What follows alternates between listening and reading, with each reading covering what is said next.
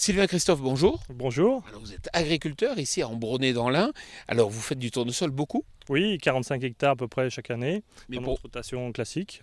mais pour vous la mauvaise herbe donc principale, c'est cette mauvaise herbe, cette adventice, c'est C'est l'ambroisie. l'ambroisie, tout à fait. L'ambroisie qui est une plante qui était une plante compagne du tournesol et qui pouvait être difficilement éradiquée par les désherbants classiques.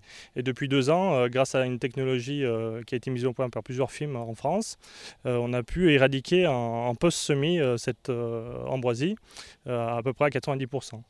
Alors aujourd'hui, quand on regarde le développement de l'ambroisie, ça pose des problèmes, on le sait, en matière d'allergie. Sur le plan agronomique, ça peut remettre en cause la culture du tournesol. Oui, tout à fait, parce qu'en termes d'opacité donc de la plante va faire une concurrence directe au tournesol, et puis ça va être aussi une grosse pollution de la semence si on est en semencier, mais si on est producteur aussi comme nous, là, elle va compromettre la qualité du grain de tournesol qui va être récolté, puisqu'elle elle est donc récoltée en même temps que la machine, la moissonneuse-batteuse. Donc on retrouve ces grains qui vont être de nouveau répandus sur le sol et qui vont se retrouver en impureté dans les lots de produits finis. Puis vous me disiez que même vos collaborateurs, des fois, étaient victimes de cette Ah allergie. oui, on est les premiers touchés, le monde agricole est les premiers touchés, et tous les néo-urbains, tous les gens qui habitent autour des parcelles, on essaie de faire le maximum, et malgré tout, il y a toujours des émissions de pollen dues à des plantes qui résistent,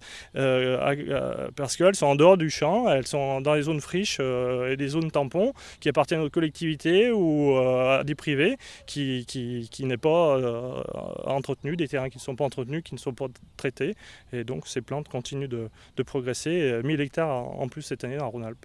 Sylvain Christophe, merci beaucoup. Merci, au revoir.